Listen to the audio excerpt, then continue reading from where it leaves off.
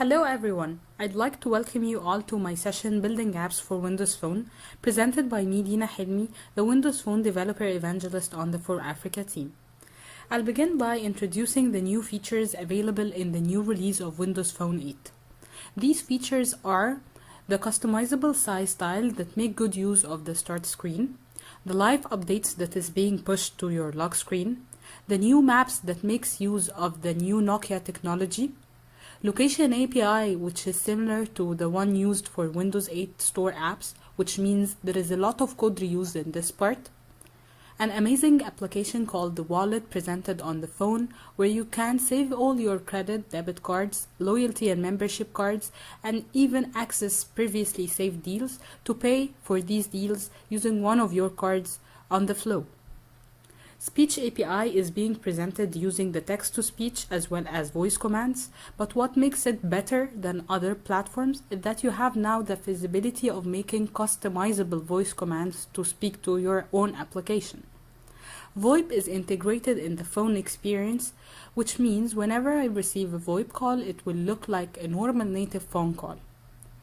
Screen resolution are different in the Windows Phone, but as a developer, you don't have to care about that, since you will pick only one specific resolution and your whole app will auto-resolve up and down accordingly. I think these features give us an initiative to be interested to see how we can build actual apps for this nice platform. In order to get started, we need to get our hands on the tools. We need to install the Windows Phone SDK latest version, which is 8.0. Our laptops needs to have Windows 8 operating system. Also, you should have a developer phone registration if you need to submit the application to the marketplace or unlock the device for testing. You can access all of this through visiting dev.windowsphone.com. When I visit this site, I get hold of the SDK. I can view some sample codes to ramp me up, and I can submit my application there. Let's see how we can actually build an app on that platform.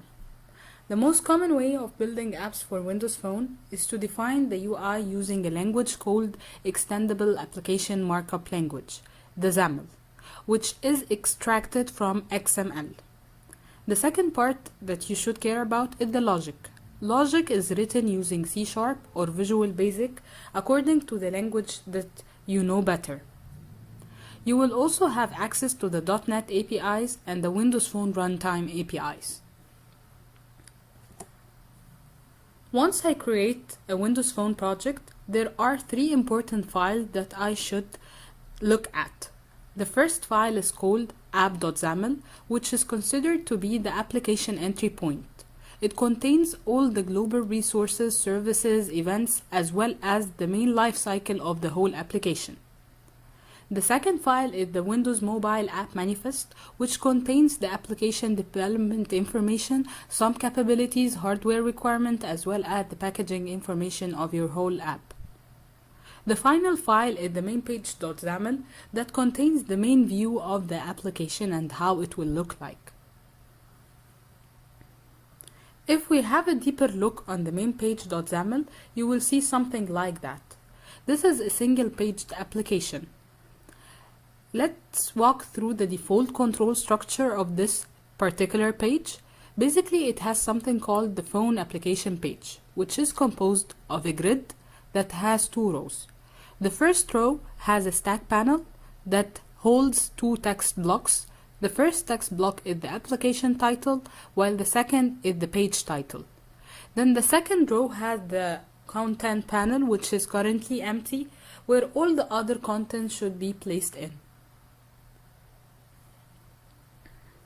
This is not the only form of application that could be created in Windows Phone. The main two flavors of any Windows Phone application is either to be a panoramic view or a pivot view.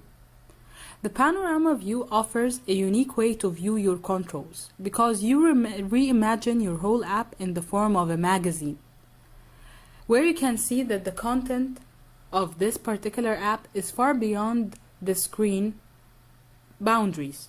I will always see trimmed content to the borders of the screen like that, so I'll have the feeling that I will have to scroll to the right side. Also, the name of my application is written in a very big font, and it keeps rolling in as long as I'm rotating my pages. The second form is the pivot, which is most likely to be used for large data sets, where I split these data sets according to a certain category, give this category a name, and when I pick this category, I can view the content of this particular page. The email is a very good example of that view. After choosing which flavor or which view you would like to develop the app for, you start thinking about the navigation and how can I make my own menu system. The most common way of doing that is by using the application bar. What are the application bars? Here, the circles that you see are called application bars with an icon and a text. You can have up to 4 application bar aligned beside each other. If you needed more buttons, you will go to the second option, which is the menu items. The menu item is basically just a single line text that you can see here. You can have up to 5 menu items. So in total, we have 9 buttons per page, 4 application bar and 5 menu items. Are you ready now to go to our first demo where we will be creating a simple application with some nice application bar? Now we are inside the Visual Studio view. I'll create a new project, and when I create a new project, here are the templates that I can pick from. First, I need to choose the logic to be written either in Visual C# or Visual Basic as previously presented, but I'll pick the Visual C#. I'll expand that and pick Windows Phone to see a very nice pre-installed templates for the types of application that could be created for Windows Phone. I can have my single page app that we just viewed, or I can have a Windows Phone data-bound app where the data will be coming from a back end, or I can have a Windows Phone panorama view, a Windows Phone pivot app, or if I'm a gamer and I develop games, then I'll go for the Windows Phone XAML and Direct3D or Windows Phone XAML and XNA. Also, we are supporting the HTML5 apps. For now, I will pick the single page app, and let's make our example called Hello Africa. And I press OK. Once I press OK, I'm asked to select the target operating system. Since Windows Phone 8 is not the first operating system to be released for the Windows Phone, we have Windows Phone 7.1. We don't want to abandon the people using 7.1, so it's your decision. If you are not using any of the new features presented in Windows Phone 8, then target the OS to be 7.1. But if you are using the amazing features of Windows Phone 8, then I should target OS 8.0. And I'll press OK.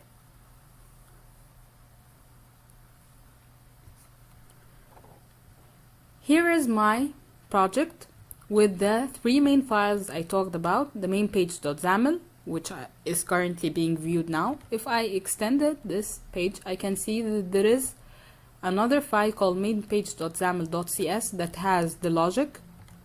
Also, I have the app.xaml that has the main lifecycle of the application, and if I expanded it, I have also the .cs file, and the final file is hidden inside the properties because it holds the properties of the whole app, which is the Windows Mobile App Manifest that has some application information, the capabilities to be enabled, some hardware requirements, and the packaging information. So going back to my main page.xaml, which is the main view, I can see the phone application page that has a grid that is composed of 2 rows, where the first row just has the stack panel and the second row has the empty grid. Now let's think about our application. We need to make Hello Africa app that basically has a text box, a button, and a label. I already have a label here, so I'll just make use of it. So I need to give an ID for this label so I can bind it later on in my application. The ID here is called name. So I will name this particular control to be label. Then I'll come here to the empty grid.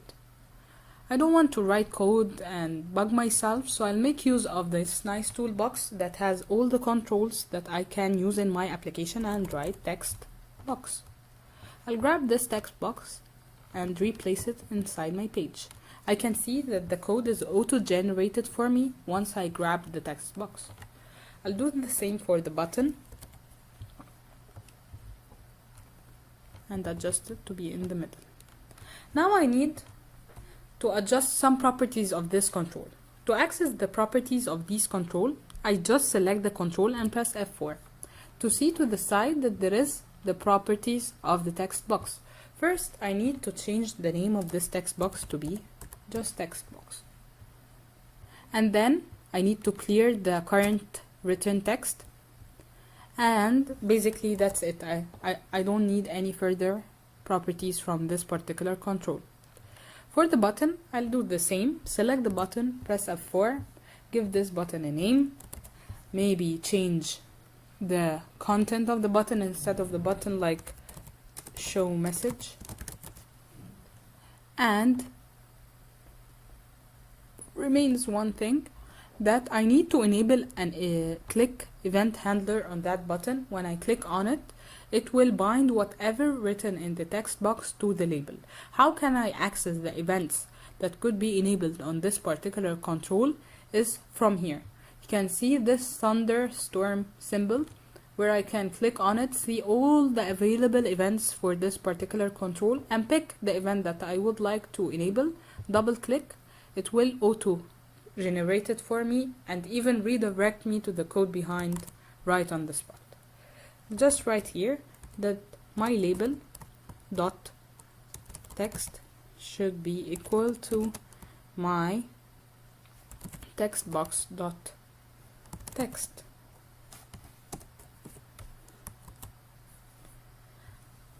Am I done? Yeah, somehow. Let's see how this will look like on my emulator.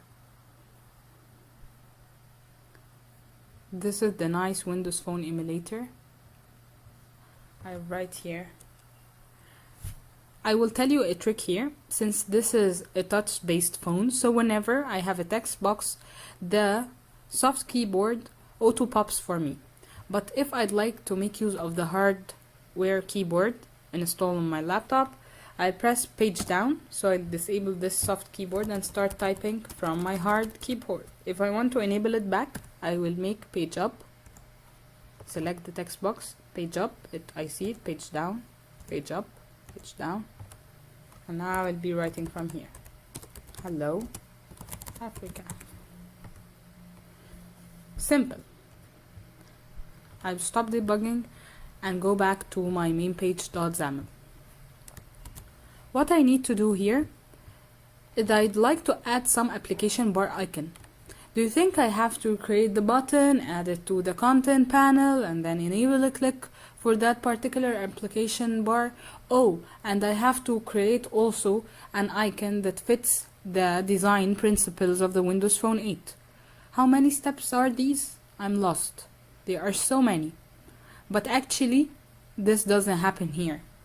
It only requires you to go to the top of your page, which is the phone application page, press F4 to view the properties for this certain page, and see that here is written something called application bar. I'll press new. You can see that I have created a new application bar, and here is the properties of the application bar. It has some buttons, some background content, some foreground content, and so forth. So I'm interested basically in the button collection. I'll press on these dots to find that here I can keep on adding the 4 application bar buttons that we speak about. So I press add and find here that here is the icon URI. So I have to create an icon and provide the URI. But what Windows Phone 8 has provided for me, a very nicely done preset icon images done to the standards of the phone to save me some time. This doesn't mean that I have to use only these icons. I can create my own, but if I'll use something that like the back, the add, or the cancel, things that are common, it just saves time not to create them again and make use of them right on the spot. So I'll add maybe a camera, and right here, snap it. I can add another button,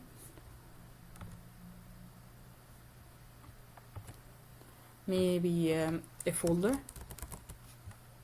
maybe name this photo. Can add another one. So far I have this and I have that. I'll add, maybe this will be a play button, play, and right here, speak.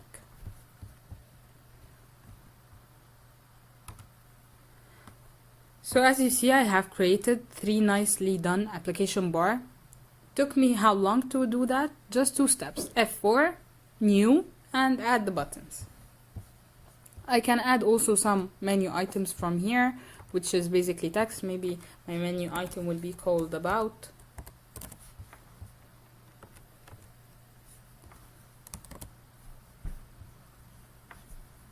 And that's it. Let's go back to our presentation and see what we will be doing with these application bars that we have created.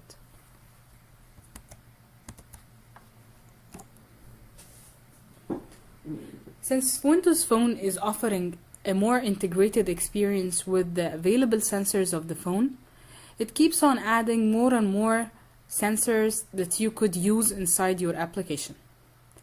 The sensors are basically the things that you can use inside the phone. You have 2 types of sensors, either launchers or choosers. What is the difference? The launcher, from its name, launches something and it doesn't have to come back with a result, like launching the camera to get a photo, or maybe launching Bing Maps to view your current location. But what about the chooser? The chooser, on the other hand side, is required to come back with the result, because from its name, it chooses something from somewhere. So like photo choosing a picture from your album to be pinned as your background screen. The gray ones has been already available in the previous OS 7.1, and these new launchers and chooser presented in the blue color are added for the new Windows Phone 8. I will show you how can you create a launcher and chooser, and how to impose even on a launcher to return back to your application a certain result. So let's take the camera capture task, which is basically a launcher, and the photo chooser task, which is a chooser, and see how they will be working. So I'll go back to my nicely done Visual Studio application and to my main page.xaml. I need to enable some click events on these buttons. So I pick this certain button, press F4 to find that this is the property of this button, and here is the events for it. I'll name this event snap it click.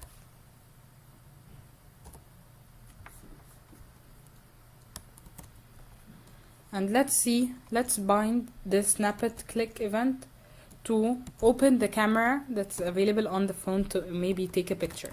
So I need to use the camera capture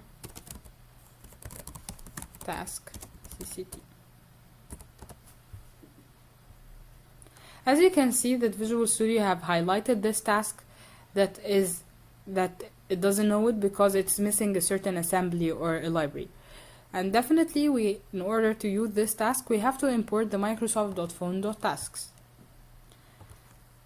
By this, I have access to all the other tasks, like the photo chooser task, for instance, is already available for me with no red lines. I'll come here to write CCT equal new camera capture task. And I have created a new instance of this new camera capture task. All I need to do here is to say cct.show. That's it. If we run this few lines to see how it works, I'll press on the camera. it will open for me the camera to take a picture, and since this is the emulator, it just shows a dummy image. I'll accept the image, and that's it. It's called the launcher because I have taken the image and I don't have to get back this image to my application to do anything. So if I'd like to check my photo albums, I will find that inside the camera roll I have the current captured image that I just took from inside the application. So this is a simple example of a launcher. What about the chooser? Let's make this nice folder button, application bar, to have also a click event called maybe pick image.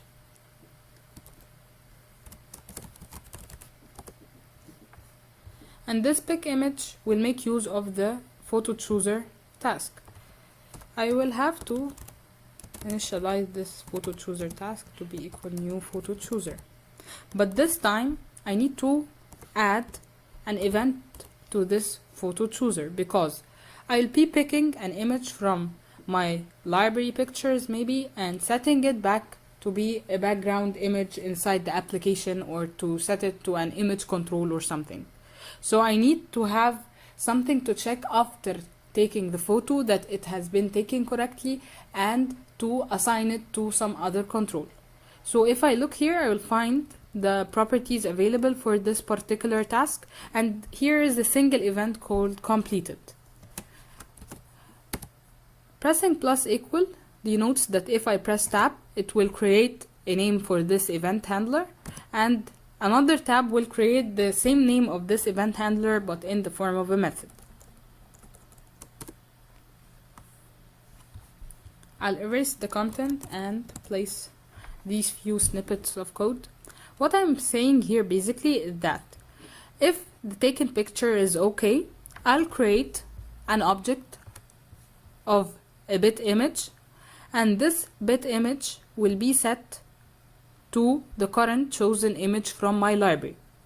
Then I'll take this nicely picked image and set it to an image control inside my application. As you can see, the image control is not currently seen because it's not actually added to the main page.xaml. So this is what I will be doing now. I will go here, pick an image, grab it, place it in place here.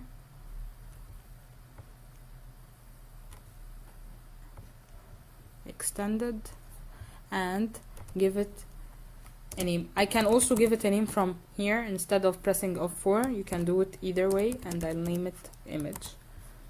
I'll go back to the code behind to find that the red line has disappeared. The only remaining thing is to come here and say pct.show.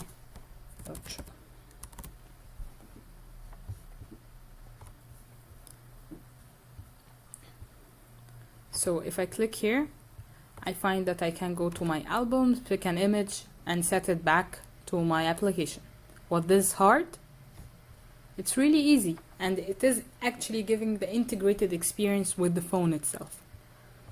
If you'd like to impose on a launcher, like the camera capture task, to return back with the result, basically we'll do the exact same thing that you have done with the chooser.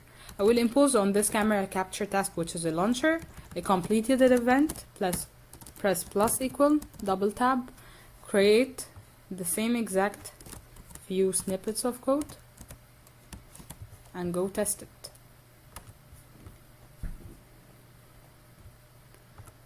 This time I'll take an image, accept it, and it auto sets to the image control that I just added. Nice and simple. So let's go back to our presentation and see what we can do more in this nicely done app. What about making the application speak? Yeah, speak. We will make use of the speech API, the different types of it, either a text-to-speech API or the voice commands API. Which one you'd like to start with? Let's start by making the application making use of the text-to-speech API. So let's make the app talk. Go back to my application. to my main page.xaml, and maybe that time we will enable a click on that nice play button. So I'll press F4, have access to the click event, say speak underscore click, and now what I have to do, I'll create a method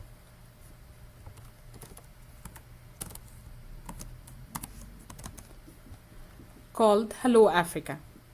This Hello Africa makes use of something called the speech synthesizer, which is making use of a library called windows.phone.speech.synthesis. This speech synthesizer basically is used to select a particular speech language and start speaking it. So now the method is responsible for doing what?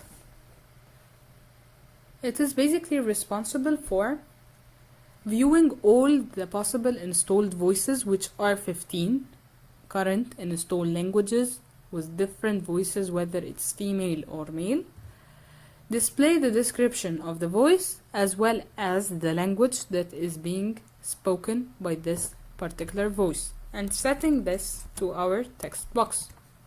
Then each time we select a certain voice, we set it to this synthesizer, and we wait for this synthesizer to speak a particular set of lines. So for now I'm just saying Hello Africa. You can see that this method is using the async await principle.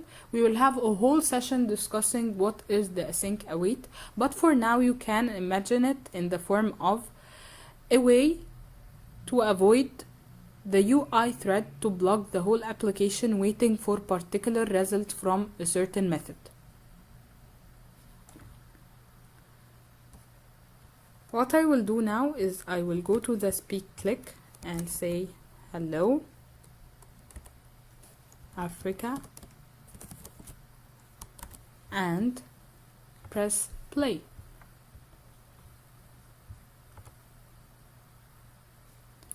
Whoa, I have an exception. Why is that?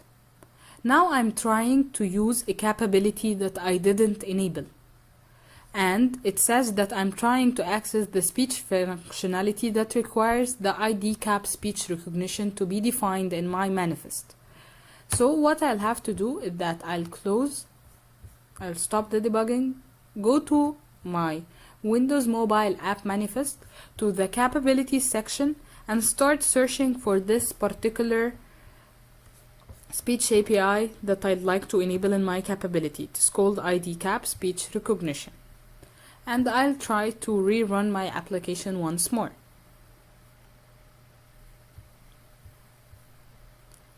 I press play. Hello Africa.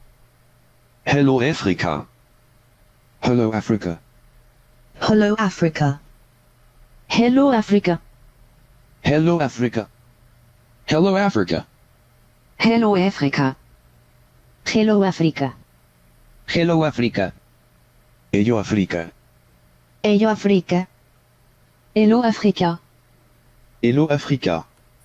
Hello Africa. And as you see, the speech API supports 15 languages. It will keep on saying the same expression using the different installed languages. So by that we have enabled our application to speak and talk to us.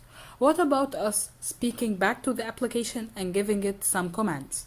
So let's come here and add a new file where will we define the voice command that we would like to say to our application. I will add a voice command definition, which is basically, as you see, is an XML file. I'll add it. You can see that it's auto-loaded with some preset commands just to explain the structure of the file. The file is an XML file composed of voice commands that has some different command set inside it, and this command set is composed of a command prefix and then followed by some other commands. The command prefix is basically the main thing that I say to the application in order for it to open. And I provide an example to give me a hint about this command in case I forgot what this command does. The second part is the command itself, which is composed of a name, and then I have an example to remind me about what does this command do, And then I have a set of listen for expressions. I can have more than one listen for expression to perform the same command. And then after saying this listen for expression, I can receive a feedback from my application, or I can even navigate to a certain page inside my application. You can see that inside the listen for command, it is composed of square brackets, curly brace, a star. What does that mean? I start defining my own grammar and my own language. So when I press a square bracket, that means that this sentence or this particular word is optional. So here I can say and play new game, or play new game, or and play a new game. It's my choice to drop the a and the and or to add them, so it's optional. What about if I'm going to say replay a certain level, like 1, 2, 3, like anything? So by here defining the number in a curly brace, this means that I have a variable phrase list that could be replacing this particular number. And I start defining something called the phrase list that should have the same label as the one mentioned here. And start listing the items in this phrase list that are possible for me to say. Like if I'm having a game that is composed with 3 levels, to increase the accuracy, I will allow the phrase list to have only 1, 2, and 3 to avoid mistakes like saying replay level 10 or 12 or I don't know what. Also, having the stars mean that I will be saying anything. Like for now, Twitter application presented on Windows Phone is making use of this by allowing you to say your tweet, and then it will re-encapsulate this tweet to fit the 140 characters and post it. Just by you saying Twitter tweet and then the message, which is basically anything, as it has the star denoting that the user will be saying any command. So let's start customizing this command set to fit our needs. Our application is called Hello Africa. Basically, start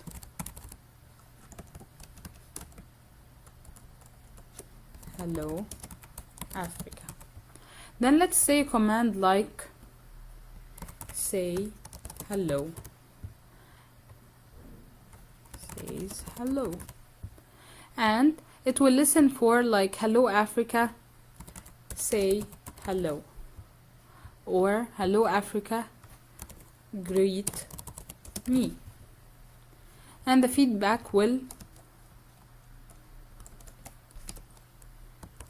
I will say hello now.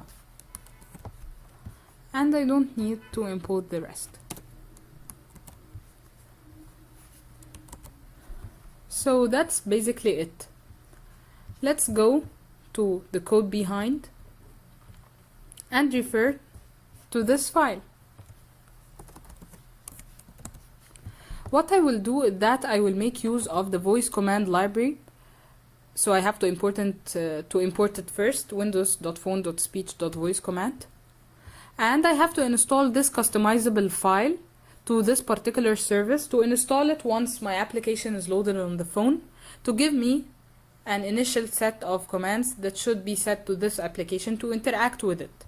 This set of commands should be at least initialized once, so I need to call this method inside my constructor at least once. And I will play.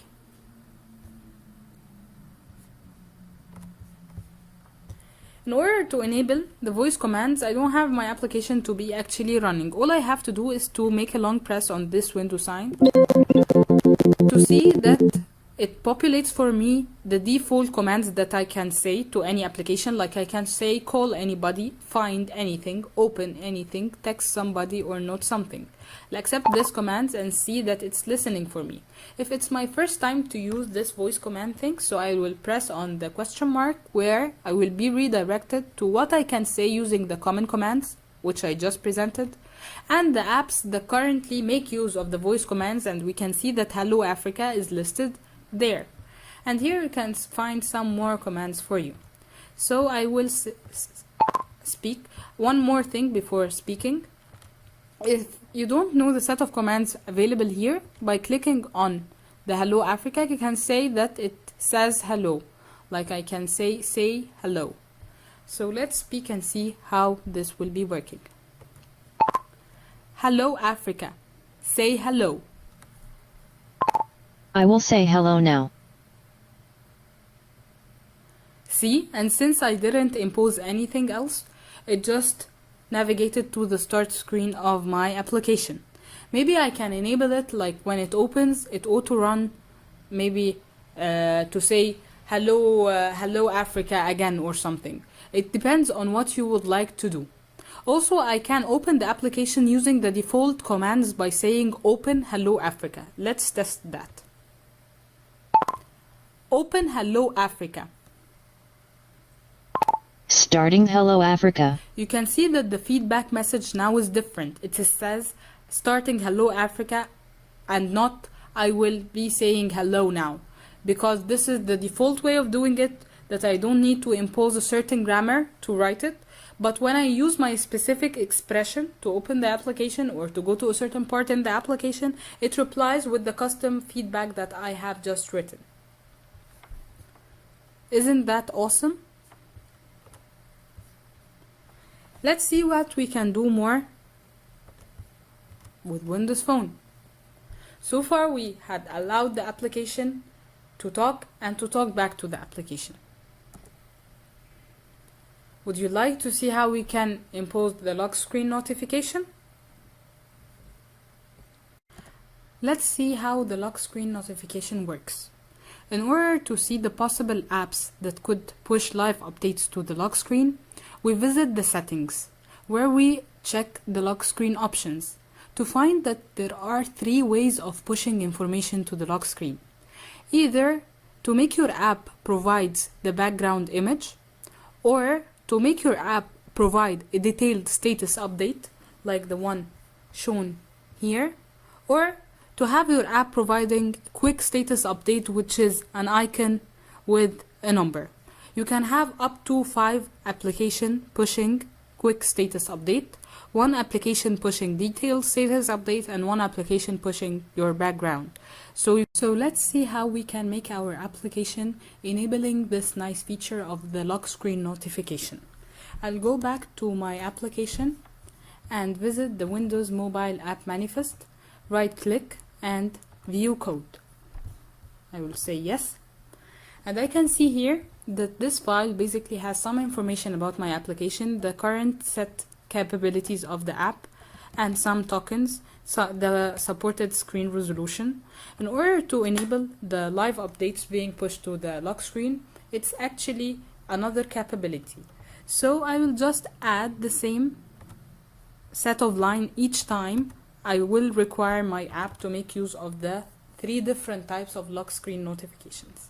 I create something called extensions, and inside this extension I refer to the consumer ID as well as the extension name for the current property or capability that I would like to enable. So I'd like my application to be providing a quick status update, to provide a background image, and to provide a detailed text field. So since I'm not doing any push notification currently, I will just force a number here inside the count of my application, and maybe a nice image to be visible for the quick status update. I will grab here the image. I don't have to provide the full path of my image, so I'll start only from the assets part. Refer to this path that it is relative, since I'm not providing the whole path, saying that it is not a resource, and then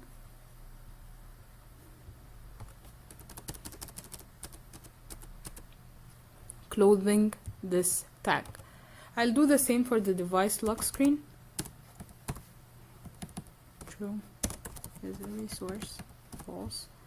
Take the same path, copy and paste it, and I'll have also to include that. So let's run my application on the emulator. I'll go to my start screen, visit the settings, pick lock screen, and then once I open the background notification, I can see that my application is listed among these applications that can provide actually a background image. Also for the detailed status update, it is listed that it can provide a detailed status update, and for the quick status update, it can provide a quick status update, and here is the icon of the application.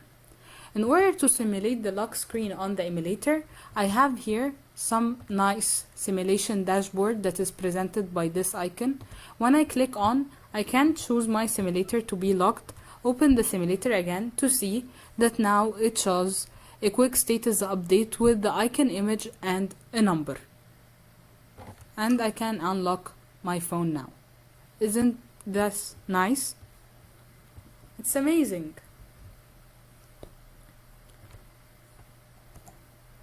So basically now what I have done in my application, I have created a simple app, adding to it some application bar that make use of the sensors of the phone to have the integrated experience, showing to you how we can make the app actually talk and how can we actually talk to the app in our own customizable voice commands.